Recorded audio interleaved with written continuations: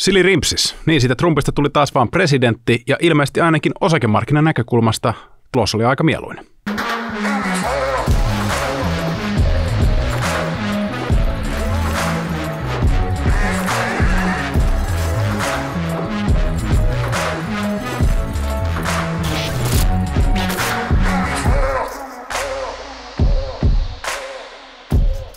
Tervetuloa taas Traders Clubin pariin. Täällä Jukka ja Tuomas jälleen kerran keskustelee osakemarkkinoista ja siitä, että miten me kaikki voitaisiin tehdä vähän parempia tradeja. Trumpista tosiaan nyt sitten taas tuli presidentti ja ottamatta nyt kantaa hirveästi hänen niin kuin politiikkaansa tai hänen tuleviin metkuihinsa, niin ainakin osakemarkkinan näkökulmasta niin ilmeisen hyvä uutinen, koska SP500 on taas ATH-lukemissa, mutta jos palataan siihen Suomen aikaa viimeöiseen vaaleihin, niin mitäs siellä oikeastaan nyt sitten kävi? No periaatteessa lähtöasetelmathan oli siinä, että media ainakin oli sitä mieltä, että se on ihan kolikon heitto 50-50, kummasta tulee presidentti. Pidettiin aika varmana sitä, että Kamala Harris kuitenkin voittaa sen niin sanotun popular votin, eli saa enemmän ääniä. Mutta kun Jenkeissä sitä ei äänimäärällä pelkästään ratkaista sitä presidenttiyttä, vaan se ratkaistaan valitsijamiesäänillä, niin siinä uskottiin Trumpin vetävän pidemmän korren. Kävi kuitenkin yllättäen niin, että Trumpi vei myös sen vaalivoiton ikään kuin sillä puolella, että hän sai eniten ääniä. Ja se tuli aika yllätyksenä, koska ilmeisesti äänestysaktiivisuus oli kuitenkin aika kovaa. Demokraatteja on selkeästi enemmän. Eli kuitenkin hänet todella selkeästi kansa halusi ja valitsi presidentiksi. Eikä siinä vielä kaikki, koska odotettiin sitä, että edustajainhuone ja senaatti, toinen menisi demokraateille, toinen republikaaneille. Nyt ainakin näyttää siltä, tämä tulos ei ole vielä ihan täysin varma, mutta näyttää siltä, että molemmat näistä on menossa republikaaneille. Eli saatiin niin sanottu punainen sweepi, eli kaikki meni republikaaneille. No, tämähän nyt tarkoittaa sitä, että jos kerran republikaaneilla on enemmän valtaa nyt sitten valkoisessa talossa, niin heidän ajamia asioita todennäköisesti saadaan ainakin vähän helpommin mennä läpi. Juurikin näin. Tässä on vielä yksi hidaste kuitenkin, eli tietynlaisiin isompiin perustavampaan laatuisiin oleviin päätöksiin vaaditaan joko tämmöinen supermajority, eli 60 henkilöä sieltä senaatista, 100 ja republikaaneille ei tätä kuitenkaan ole. Tai joihinkin päätöksiin vaaditaan vielä 2/3 enemmistö. Eli ihan kaikkea niin kuin rajattomasti republikaanit ei kuitenkaan pysty vielä viemään läpi, koska siellä on demokraatteja sen verran, että pystyvät jonkun verran jarruttelemaan ja laittamaan kapuloita rattaisiin. No tältä ne uudet huippulukemat nyt tuolla SP500 puolella näyttää, ja niin kuin me täälläkin on aikaisemmin uumoiltu, että todennäköisesti Trumpin voitto voisi olla se positiivisempi vaihtoehto osakemarkkinan näkökulmasta, ja ainakin nyt SP500 on sitä mieltä, että näin on. Ja muut indeksit on vielä enemmänkin sitä mieltä. Eli jos jatketaan tästä suoraan ATH-lukemista SP500, jatketaan tänne Nasdaqin puolelle. Täällä ollaan suurin piirtein samoissa lukemissa prosentuaalisesti kuin tuolla SP500 puolella, mutta nämä pienemmät yhtiöt, jotka on periaatteessa koko vuoden ollut se, jota ei ole saatu vedettyä perässä ylöspäin, niin täällä sitten nähdään selkeitä sektorirotaatioita sitä kautta, että nähdään, että Trumpin valinta presidentiksi tukee vahvasti jenkkitaloutta ja nähdään sitten veronalennuksia näillä yhtiöillä ja mahdollisesti sitten taas tariffit palvelee paremmin näitä kotimaan yhtiöitä. Eli täällä 6,5% nousussa indeksitasolla Russell 2000. Ja täällä jos mennään tuonne kuukausigraafille, niin nähdään, että aletaan lähestymään näitä vanhoja ATH-tasoja. Eli ATH-tasojahan täältä vuodelta 2021 ei ole vielä rikottu, mutta kovaa vauhtia ollaan nyt menossa siihen suuntaan. Ja hypätään seuraavaan, eli Bitcoinin, joka niin ikään on noin 6,5% nousussa. Täällä ollaan myös tehty uudet kaikkien aikojen huiput. Noustiin pikkasen tuon maaliskuun huipun yläpuolelle ja katsotaan, että minkälaiseen breakoutiin tässä päästään. Et periaatteessa nyt tämä on aika iso tämä pomppu, $4,500 on absoluuttisesti ollaan noustu edellisestä päätöksestä ja sitten tämä on ihan hyvä tämä pomppu, mutta olisi kiva nähdä tässä se niin kuin hyvinkin nopeasti jatkuvaa liikettä sitten noiden edellisten huippujen yläpuolella, koska nyt tässä on kuitenkin tämä niin kuin pieni mahdollisuus siihen, että vielä niin kuin lähdetään valumaan tuosta noiden huippujen alapuolelle, mikä ei taas teknisesti olisi ihan niin hyvän näköinen tilanne, kun että saadaan semmoinen niin kuin vahva ja selkeä breakout, että saman tien kun päästiin tuohon uuden huipun yläpuolelle. Sitten taas korkopuolella, niin täälläkin periaatteessa nähtiin se ikään kuin odotuksien mukainen liike, tai ensiliike ainakin. Eli korot pomppasi jonkun verran, nämä on ollut aika vahvassa nousussa, niin kuin ollaan puhuttu, että on tietynlainen riski tuolle osakemarkkinalle nyt, mutta itse uskoisin, että tämä vahva Trumpin voiton hinnoittelu, jota ollaan nähty täällä korkomarkkinalla, niin ikään kuin päättyy tässä niin kuin tämän viikon aikana, kun ikään kuin prosessoidaan se, että okei, Trump on nyt presidentti, korot nousi niinkin korkealle, että ollaan melkein 4,5% ja jonkunlainen niin kuin huippu muodostuu tänne, josta ehkä lähdetään sitten kuitenkin niin kuin ennemminkin alaspäin. Mehän nähdään tällä viikolla varmastikin tuolta Fediltä koronlasku, eli torstaina huomenna saadaan sitten koronlasku ja sen pitäisi lähteä niin kuin etenkin sitä lyhyempää päätä sitten vetämään alaspäin.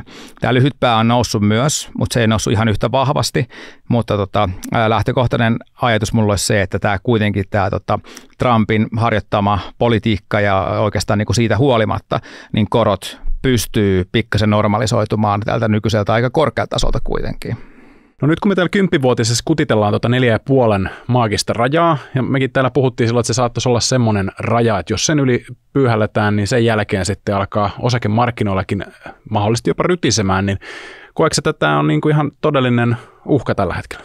Joo, pidän sitä kyllä uhkana, että jos korot jatkaisi nousuaan tuosta 4,5% päälle, niin se varmaan vaikuttaisi ennemmin tai myöhemmin osakemarkkinalle. Vielä se ei ole vaikuttanut. Oikeastaan tämä koko liike, niin kuin nähdään nyt, että korko on ollut vahvassa nousussa, osakemarkkina niin kuin nähdään on tänään kaikki aikojen huipussa, että se ei ole nyt toistaiseksi vaikuttanut, mutta kyllä se jossain vaiheessa vaikuttaa, jos tuo trendi jatkuu siihen suuntaan. Mutta mä en itse usko, että se jatkuu. Että mä itse uskon ennemminkin, että korot tasapainottuu näille tasolle tai lähtee jopa laskuun, ja se mahdollistaa taas sit sen, että niin kuin osakemarkkinoilla voidaan nähdä nousua tuonne vuoden loppuun asti. Tässä nämä positiiviset. No sitten siirrytään Euroopan puolelle, jossa sitten niin kuin tämä jenkkivaalien tulos ei välttämättä ole ihan niin positiivinen kuitenkaan.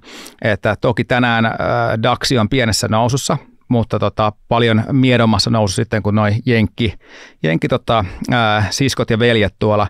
Eli tässä näkee periaatteessa aika selkeästi sen kauppapolitiikan eron ja sen tariffien potentiaalin myös täällä Euroopan puolella, että ei varmaan tulla näkemään ihan samanlaista ilotulitusta, ja sitten taas tietyissä yhtiöissä tullaan varmasti niin kuin näkemään jonkunlaista painetta ainakin jonkun aikaa.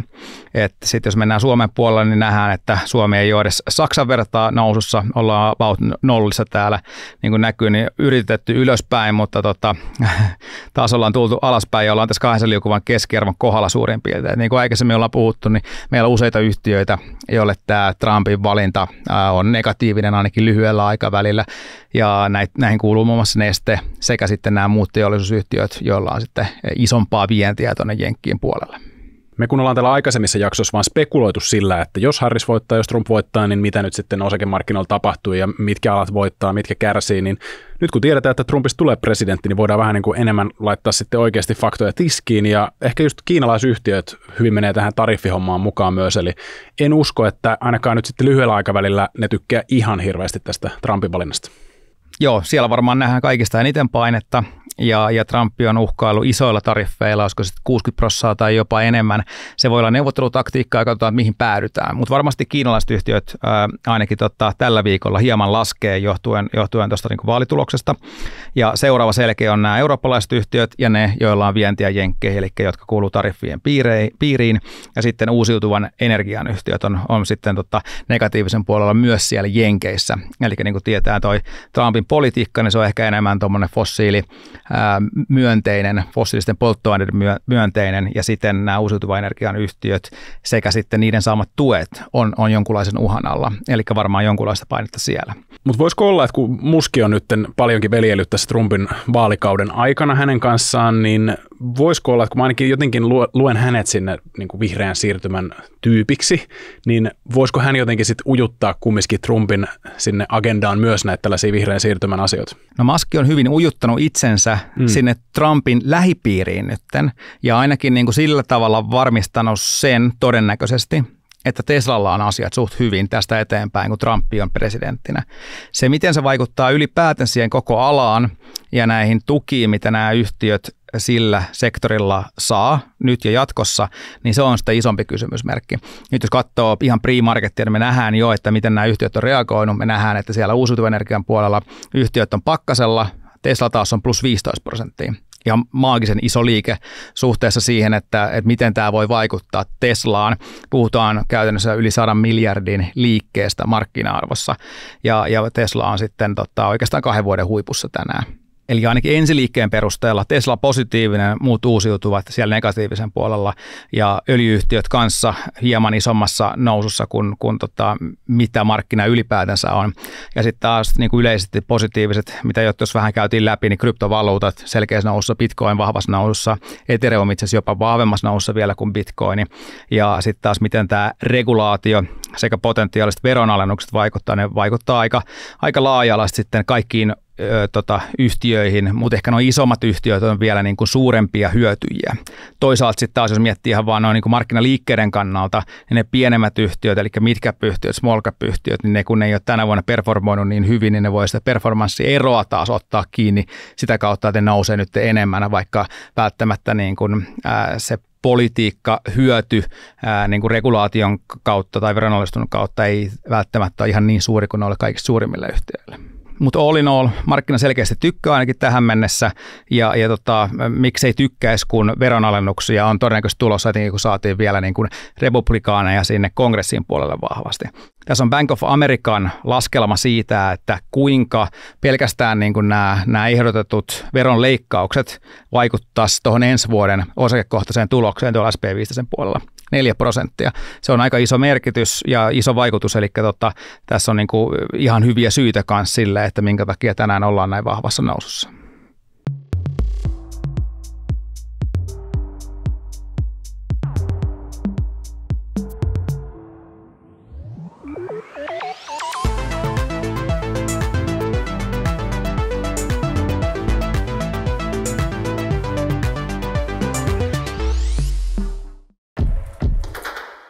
No mutta nyt kun tämä vaalijännitys on ohi, niin vihdoin viimein niin osakemarkkinakin voi oikeasti ruveta katsoa nyt sitten sinne ensi kesään asti. Et viime jaksossahan me puitiin jo vähän sitä, että osakemarkkinat katsoo jo pitkälle tulevaisuuteen ja tämä vaalihässäkkä on vaan pikkuinen pomppu tai pieni notkahdus tuolla niin kuin isossa kuvassa, mutta nyt kun kaikki on saatu Exceleihin, niin voidaan taas jatkaa tavallaan eteenpäin ihan as usual. Juurikin näin. Ja yksi tärkeimmistä syistä siinä kanssa, että minkä takia tänään voidaan nousta, on se, että pelättiin sitä, että tämä saattaisi venyä vielä viikkoja, pahimmassa tapauksessa kuukausia, ennen kuin tiedetään, että kuka uusi presidentti on, jos tämä kisa olisi mennyt niin tiukille.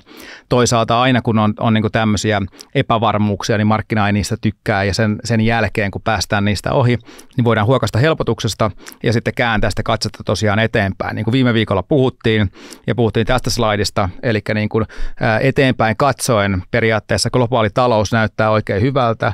Jenkeissäkin varmasti niin kuin Trumpin politiikat on hyvin kasvumyönteisiä.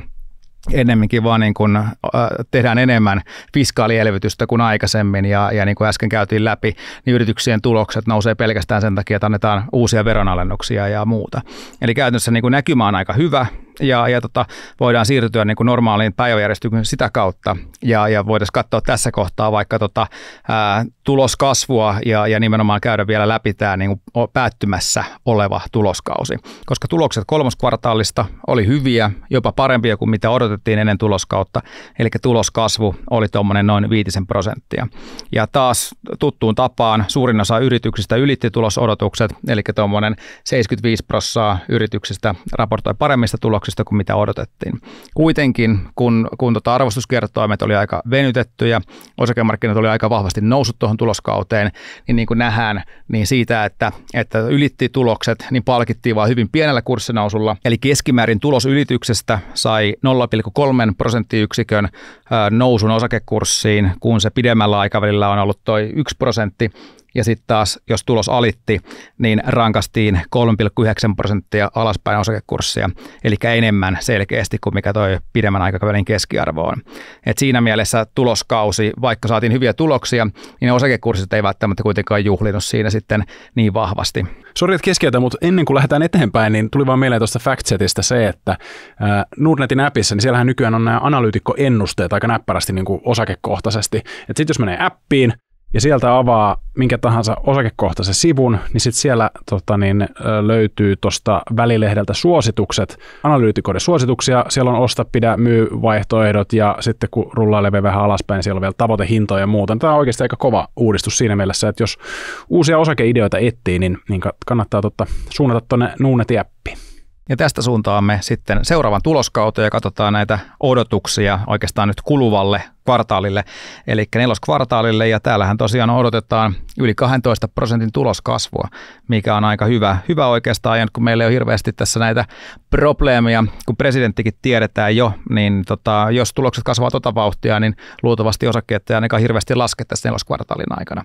Kuten tiedetään, niin tämä marras ja joulukuu on kaikista vahvimpia kuukausia tuolla osakemarkkinalla, ja erityisesti se korostuu vielä yleensä vaalien jälkeen, kun päästään siitä jännityksestä eroon, niin ei ole mitään syytä odottaa, että osakkeet hirveästi laskisi, ainakin jos nämä tulokset tulee toteutumaan. Mutta ollaan me saatu myös makroa tässä viikon aikana, eli me saatiin Jenkeistä noi uudet luodut työpaikat tuossa viime perjantaina, eli tämä kuukausittainen työllisyysraportti.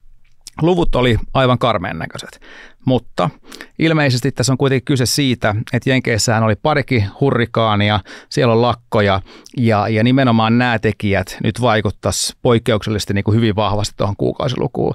Eli ei käytännössä kannata kuukausilukua nyt niin vakavasti ottaa, vaan katsoa sitten, että minkälainen toi seuraava kuukausiluku on ja vetää siitä isompia johtopäätöksiä.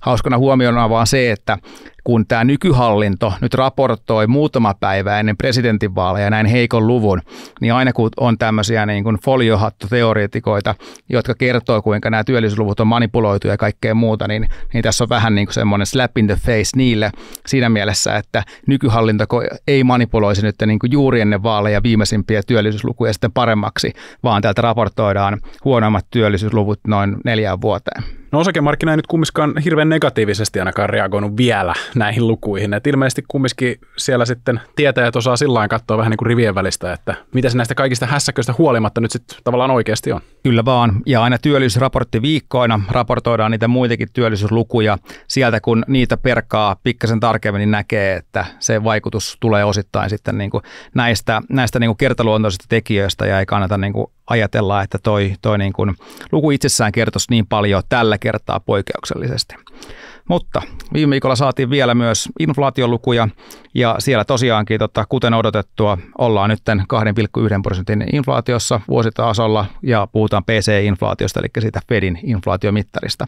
Eli käytännössä voisi sanoa, että inflaatiotavoite on saavutettu ja nyt sitten katsotaan, että minkälaista inflaatiota Trumpi saa meille aikaan. Ja varmastikin nyt tältä tasolta nähdään jonkunlaista pomppua, mutta itse uskoisin, että se on aika marginaalista, eli käytännössä tuossa nyt niin kuin 2 ja 3% välissä voidaan pomppia riippuen vähän siitä, että miltä nuo tariffit nyt tulee näyttämään ja miten tuo tilanne tulee elämään tuossa. Mutta käytännössä se 2 ja 3% välissä heiluva inflaatio on aika normaalia. Ja nyt jos menisi pikkasen pidemmälle tuossa historiassa, niin näkisi, että se on aika normaali taso, että tuossa ollaan oltu niin kuin vähän epänormaaleilla tasoilla aikaisemmin tuolla alle 2%, ja sitähän Fedikään ei periaatteessa halua, että sen takiahan tuossa 2010-luvulla elvytettiin niin kovasti, että inflaatio oli niin matalaa, koska se oli alle siellä 2%. Niin ainakaan itse en usko, että osakemarkkinan näkökulmasta inflaatio muodostuu nyt isommaksi ongelmaksi, ainakaan niin kuin tällä hetkellä, mutta pidetään oikeuden muuttaa mielipidettä, jos tilanteet vaihtuu tässä, mutta tällä hetkellä ei ainakaan nyt näytä siltä, että kannattaisi olla liian huolissaan siitä, vaikka nähdäänkin, että se kääntyy seuraavaksi pikkasen ylöspäin.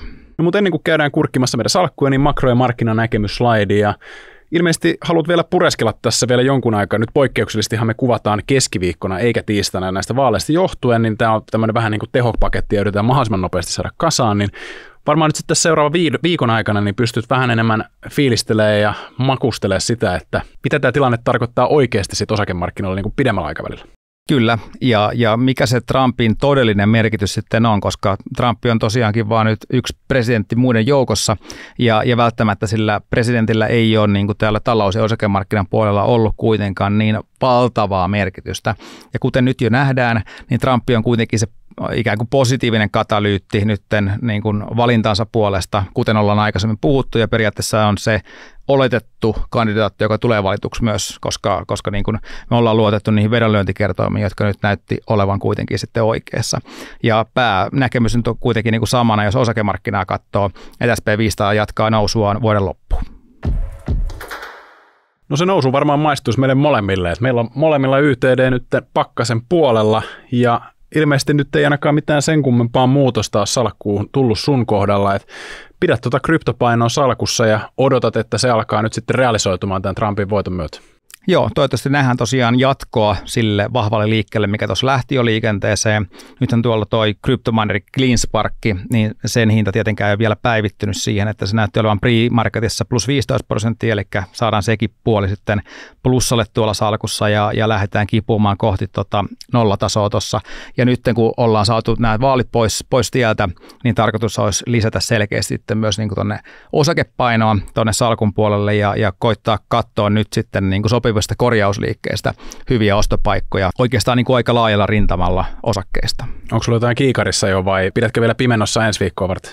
Oikeastaan Amazon ja Google molemmat kiinnostelee, eli sieltä tuli tosi hyviä tuloksia tuossa toissa viikolla, ja sen takia ne vois olla hyviä pikkejä, ja sitten joitain yksittäisiä osakkeita, jotka on ollut vahvoja, vaikka Square on omalla ostolistalla, ja sitten taas toisaalta me puhuttiin tuossa aikaisemmin siitä, että mitkä osakkeet saattaa laskea nyt tämän niin kuin vaalipäätöksen seurauksena, mutta sieltä saattaa löytyä myös jotain mielenkiintoisia osakkeita, jos jossain niissä osakkeissa saadaan vähän liiankin raju reaktio. Ja se saattaa olla jopa Suomen puolella Nesteessä pitää katsoa, jos saadaan siellä oikein semmoinen kunnon kapitulaatio, koska se osakekurssi on ollut niin pitkään laskussa ja se alkaa pikkuhiljaa niin kuin valuaation näkökulmasta näyttää siltä, että jos se firma koskaan kääntää sitä niin kuin laivaansa, niin se voi olla ihan mielenkiintoinen, jopa niin kuin lyhyemmän aikavälin treidinä. Samaan tapaan myös sieltä jenkkipuolelta joitain saman alan firmoja voi olla mielenkiintoisia. Mutta katsotaan ensi viikolla, mitä tuonne salkkuun on tarttunut. Tässä kun kasattiin nämä slaidit, niin huomasin, että mun YTD on -5% ja sun YTD on -6% ja vähän päälle. Tämä on taas kääntynyt tämä tilanne, että sulla on tullut salkku jonkun verran alas, kun uraani on ropissut tuolta huipuista alaspäin. Joo, kyllä mä silloin lupailin jo, tai aikaisemmissa jaksoissa monestikin on lupaillut, että tämä salkku varmasti tuo kyllä volatiliteettia jatkossakin. Ja tuossa tosiaan niin rajusti tultiin tuommoinen 40-50 pinnaa salkkutasolla ylöspäin, että se pitää myös sitten antaa välillä myös takaisinpäin, että ei voi pelkästään ottaa, niin tehtiin tämmöinen pikku korjausliike alaspäin. Ja mä uskon kyllä, että tämä uraani on ihan vahvoilla edelleen, että tähän nyt varsinaisesti se Jenkkien presidentti ei tule vaikuttaa siihen uraanikeissiin varsinaisestikaan. Toki sen muistan nähneeni ainakin Trumpin jossain haastattelussa, että hän kun haluaa, että tämä kotimainen teollisuus ja muu jyskyttää täysin eteenpäin, niin hän oli sitä mieltä, että ydinvoima on hänen niin kuin kiikarissaan ja voisin kuvitella, että pyritään tavallaan semmoiseen niin kuin omavaraisuuteen, että sitten ehkä voisi kuvitella, että nämä tämmöiset ainakin jenkki-uraanikaivosfirmat saisi jonkinnäköistä boostia siitä, että kun ei enää sitten otetakaan ulkopuolisten uraaneja ollenkaan omiin laitoksiin. Semmoisen pikkuliikkeen tein, että lisäsin noihin 2 uraani ETF:ään, mitä mulla on. Tuli tehtyä se toki vähän liian aikaisin, että siitä tultiin vielä sitten noin 10% alaspäin, mutta se on joka tapauksessa se, mitä silloin joskus aikaisemmin puhuin, että rupean pikkuhiljaa nyt sitten näitä tappiollisia myymään, saan verovähennyksiä nyt sitten loppuvuotta kohden ja sitten siirrän niitä tuohon ETF-puolelle, niin lähestytään sitä lopputilannetta, missä olisi sitten suurin osa sillä ETF-puolella. Hyvä. Eiköhän tämä jakso ole siinä. Saadaan tiukka paketti tällä viikolla ja lähdetään etsimään uusia ostokohteita salkkuun ja katsotaan ensi viikolla, että mitä on löytynyt. Tehdään näin. Ja siinä oli tämän viikon tehopaketti tällä kertaa ja samat vanhat tutut, eli pistäkää peukkua, pistäkää kanavaa tilaukseen ja olisi ehkä ihan hauska saada tuonne kommenttiosiaan semmoinen kurssirakettiarvailu, eli pistä sun mielestä paras kurssirakettiarvaus sinne kommenttiosioon, niin katsellaan sitten mahdollisesti jopa seuraavissa jaksoissa, että mitä sinne on oikein tullut ja pohditaan sitten täällä, että mitkä niistä voisi olla ihan oikeasti kurssiraketteja loppuvuodelle. Hyviä treidejä. Ensi viikko, moro! Tässä esitetty ei ole, eikä sitä tule käsittää kehotukseksi merkitä, ostaa tai myydä arvopapereita. Sijoittajan tulee sijoituspäätöksiä tehdessään perustaa päätöksensä omaan arvioonsa sekä ottaa huomioon omat tavoitteensa ja taloudellinen tilanteensa. Rahoitusvälineiden arvo voi nousta tai laskea. On olemassa riski, ettet saa sijoittamiasi varoja takaisin.